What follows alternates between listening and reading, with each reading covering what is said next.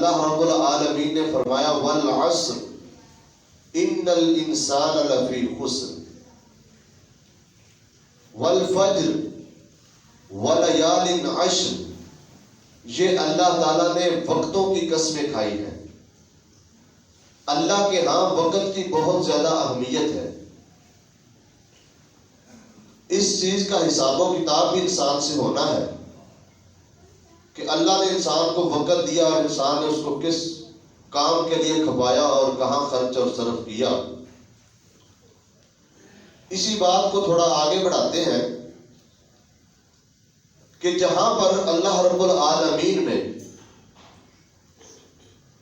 جوانی کے بارے میں خاص طور پر سوال کرنا ہے، وہیں پر اگر اللہ رب العالمین نے کسی کو زیادہ عمر عطا فرمائی ہے، بڑھاپا عطا کیا ہے، بڑھاپا دے کر اللہ نے انسان کا عذر ختم کیا ہے۔ کہیں انسان یہ نہ سمجھے کہ مجھے اللہ کی عبادت کے لیے، اللہ کو راضی کرنے کے لیے مجھے وقت نہیں ملا۔ نبی کریم صلی اللہ علیہ وسلم کی حدیث صحیح بخاری میں ہے، آپ فرماتے ہیں اعذر اللہ الی امرئ اخر اجلہ حتی بلغہ 60۔ اللہ نے ایک انسان کو مہلت دی ہے، اس کی عمر کو بڑھا دیا ہے، مؤخر کر دیا ہے، لمبی عمر اس کو عطا کی ہے۔ حتی بلغہ 60، اللہ اس وقت تک اپنے بندے کا عذر قبول کرتے رہتے ہیں جب تک وہ 60 سال کا نہیں ہو جاتا۔ جو شخص 60 سال کی زندگی کو پہنچ جاتا ہے، اللہ رب العالمین کے ہاں اس کا عذر ختم ہو جاتا ہے۔ اب وہ یہ نہیں کہہ سکتا کہ مجھے اللہ کو راضی کرنے کے لیے، اللہ کو خوش کرنے کے لیے، نیک اعمال کے لیے وقت نہیں ملا۔ 60 سال کی عمر کے پہنچنے کے بعد عذر کی گنجائش ختم ہو جاتی ہے۔ اس کی وجہ یہ بھی ہے، یہ عمر کا ایسا حصہ ہے جس میں انسان کی عقل سے غفلت کے پردے ہٹ جاتے ہیں۔ ایک شخص غفلت کے اندر وقت گزارتا رہا، جب اس کو نحیف ہونا، نحافت اور کمزوری محسوس ہوتی ہے، اور جب انسان کے اعضاء جواب دینا شروع کر دیتے ہیں، تو وہ انسان لا محالہ طور پر اللہ کی طرف رجوع کرنے والا بن جاتا ہے۔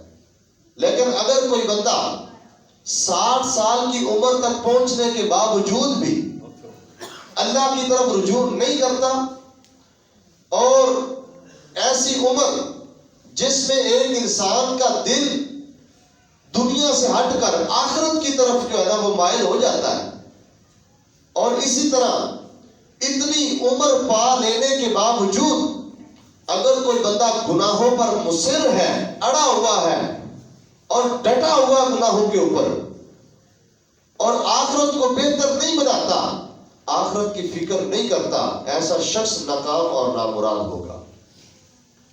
اللہ کے ہاں اس کے عذر کی گنجائش ختم ہو جاتی ہے۔ تو یہ ایک ایسا عمر کا حصہ ہے۔ اس 60 سالہ پیریڈ کے، یہ ایک ایسا پیریڈ تھا کہ اس کے کامیاب ہونے کے لیے کافی تھا، لیکن دنیاوی زندگی کی محبت، خواہشات نفسانی کا غلبہ اگر یہ اس پر رہا تو پھر اللہ کے ہاں ندامت ہوگی، شرمندگی ہوگی۔ خاص طور پر آج کے اس دور میں جس طرف بد نظری کا فتنہ جس نے اپنے اندر زمانے کو لپیٹ رکھا ہے، کنوارے تو کنوارے، بوڑھے لوگ بھی اس فتنے سے محفوظ نظر نہیں آتے۔ صحیح مسلم کی ایک روایت ہے، سیدنا ابو ہریرہ رضی اللہ تعالیٰ عنہ فرماتے ہیں، نبی علیہ السلام نے فرمایا 3 قسم کے ایسے بد نصیب لوگ ہیں کہ قیامت والے دن اللہ رب العالمین ان کی طرف نظر رحمت سے نہیں دیکھے گا. وَلَا يُزَكِّيهِمْ، نہ اللہ ان کو ان کے گناہوں سے پاک کرے گا. وَلَهُمْ عَذَابٌ أَلِيمٌ، ایسے لوگوں کے لیے اللہ کے ہاں دردناک عذاب ہے. ایسے 3 قسم کے بد نصیب لوگ کون سے ہو؟ آپ نے فرمایا سب سے پہلا وہ شخص شیخ زانن، جو بڑھاپے کے اندر زنا سے باز نہیں آتا. بوڑھا ہو گیا ہے، زندگی گزر گئی ہے، اس کے باوجود بدکاری سے باز نہیں آیا، بری نظر سے باز نہیں آیا، زنا سے باز نہیں آتا، اور اس بد نظری کے فتنے میں ابھی تک وہ مبتلا ہے. حالانکہ اس عمر کے اندر خواہشات، انسانی جو نفسانی خواہش ہے دب جاتی ہے، اللہ کی طرف دل متوجہ ہونے لگتا ہے، انسان کو قبر نظر آتی ہے، موت قریب نظر آتی ہے. اس کے باوجود وہ بدکاری سے، زنا سے، فحاشی سے باز نہیں آتا. ایسا بندہ اتنا بد نصیب ہے، اللہ قیامت والے دن نہ اس کی طرف نظر رحمت سے دیکھے گا، نہ اس کو پاک کرے گا، اور اس کے لیے اللہ نے بہت دردناک عذاب تیار کر رکھا. دوسرا بندہ مالک الکذاب، جھوٹا حکمران، جھوٹ بولنے والا حکمران. یہ بھی ایسا شخص ہوگا اللہ قیامت والے دن نہ اس کی طرف نظر رحمت سے دیکھیں گے، نہ اس کو گناہوں سے پاک کریں گے، اور نہ ہی اللہ رب العالمین اس کو کوئی بہترین بدلہ دیں گے، بلکہ اللہ کے ہاں اس کے لیے دردناک عذاب ہے.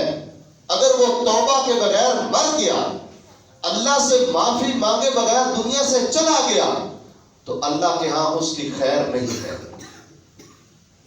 جھوٹا حکمران، جھوٹ بولنے والا. دوسری طرف نبی کریم صلی اللہ علیہ وسلم نے یہ بھی فرمایا، الامام العادل، جو شخص عادل، منصف، انصاف کرنے والا اچھا حکمران ہوگا، اللہ رب العالمین اس بندے کو اپنے عرش کا سایہ بھی نصیب فرمائیں گے.